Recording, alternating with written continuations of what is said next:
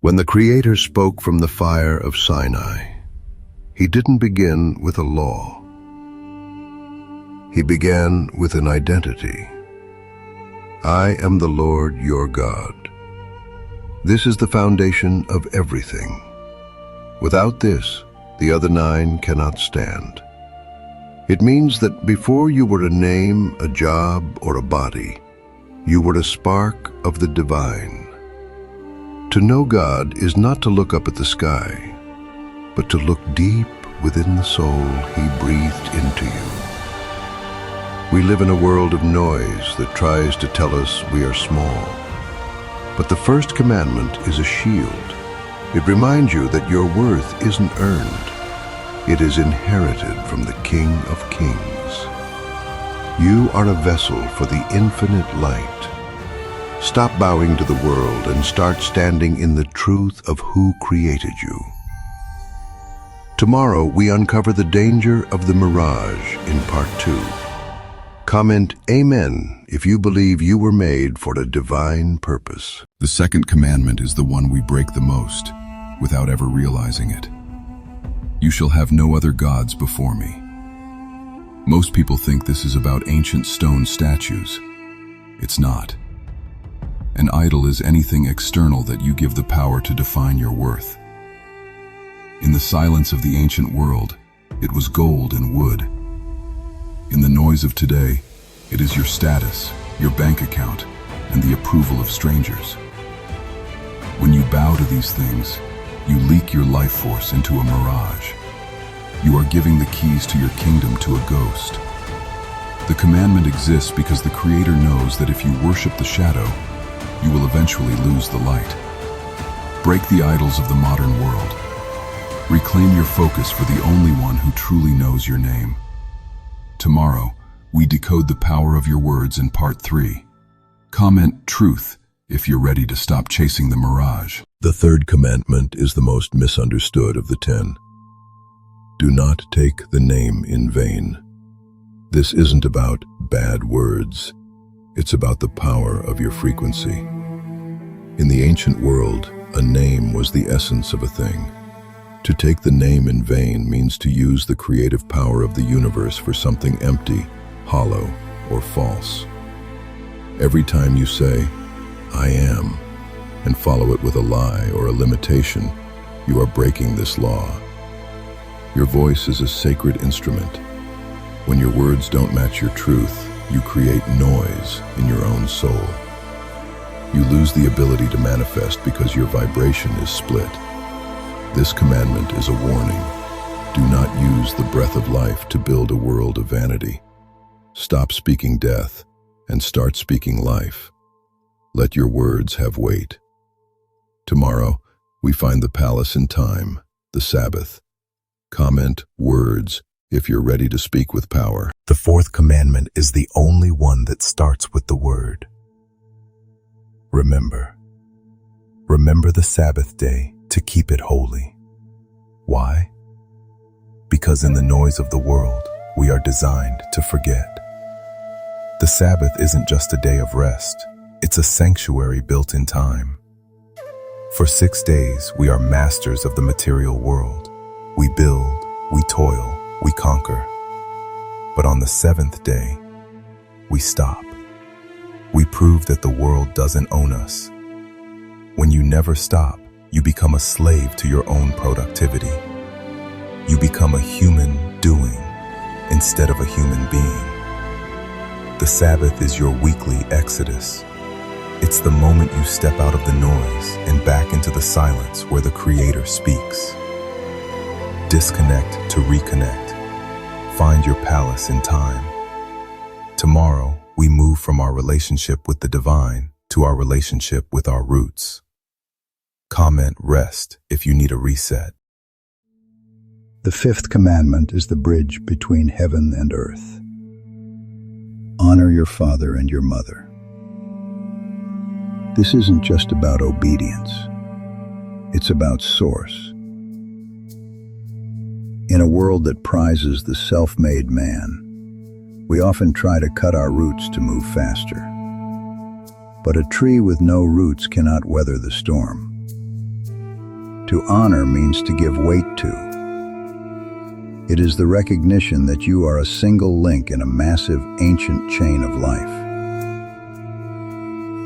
When you dishonor your origins, you create a noise of resentment that blocks your own future. You don't have to agree with their choices to honor the life force they passed to you. Healing your connection to your past is the only way to truly own your future. Stop running from where you came from. Stand tall on the shoulders of those who came before. Tomorrow, we face the shadow, the law of life. Comment roots if you're ready to heal your history. The sixth commandment is only 4 words long in the original Hebrew. Lo tirtzak, thou shalt not kill. But you can kill a person without ever touching their body. You can kill a person's spirit with a word. You can kill a dream with a doubt. You can even kill your own soul by burying it under a life you weren't meant to live. To kill is to take away the breath of life before it's time. When we live in the noise of anger, gossip, or self-sabotage, we are participating in a slow death. This commandment is a call to be a protector of life, starting with your own. It asks, are you a source of life or a source of entropy? Stop the killing. Start the breathing. Protect the light in others, and you'll find it in yourself. Tomorrow, we talk about the law of loyalty, adultery. Comment life if you're choosing to build today. The 7th commandment is about the most expensive thing you own, your attention. Thou shalt not commit adultery. But adultery is more than a physical act. It's a state of fragmentation. To adulterate something is to make it impure by adding something that doesn't belong. When you are here, but your mind is there, you are committing adultery against the present moment. When you promise one thing, but do another, you are adulterating your own character. In a world of infinite swipes and endless noise, we have forgotten how to be whole. Every time you betray your own values for a temporary thrill, you break your own integrity. You become a person divided, and a house divided against itself cannot stand. Stop leaking your energy. Reclaim your focus. Be whole in a world that wants you in pieces. Tomorrow we talk about the law of ownership, theft. Comment whole if you're ready to stop the leak. The 8th commandment, thou shalt not steal, isn't just about property. It's about how you relate to reality itself. It's a warning against the desire for the result without the process. Stealing is a state of consciousness. It's when we try to receive without earning, growing, or taking responsibility. When we take credit we didn't earn, or love we aren't committed to, we are creating a spiritual debt that always comes due. The universe responds to alignment. When you take what your soul hasn't grown into yet, you create a hollow fulfillment. It feels good for a second, but it never satisfies. That is the inner theft, taking energy without being present. True honesty is learning to receive in a way that feels clean, to want without shame, and to earn without fear. Don't take from life what you aren't ready to carry, because when your desire is honest, life finally begins to flow. Stop looking for the shortcut. Start growing into your destiny. Tomorrow, we face the law of truth. Comment earn if you're ready to receive cleanly. The 9th commandment is about the architecture of your reality. Thou shalt not bear false witness. Because when you lie about the world, you lose the ability to see yourself. To bear false witness is to create a noise that drowns out the truth. Every time we exaggerate to look better or gossip to make someone look worse, we are blurring our own vision. If your words are a mask, eventually you forget the face underneath. Truth isn't just a moral choice, it's a biological necessity for growth. You cannot navigate a map that is intentionally drawn wrong. To speak the truth is to clear the static. It is the only way to ensure that the ground you are standing on is solid. Stop performing. Start perceiving. Strip away the false witness you've been bearing against your own life. Tomorrow, we reach the final dimension, the law of desire. Comment truth if you're ready to see clearly. See your truth. The final commandment is the seal of the soul. Thou shalt not covet. It is a warning that looking at another man's harvest is the fastest way to kill your own seed.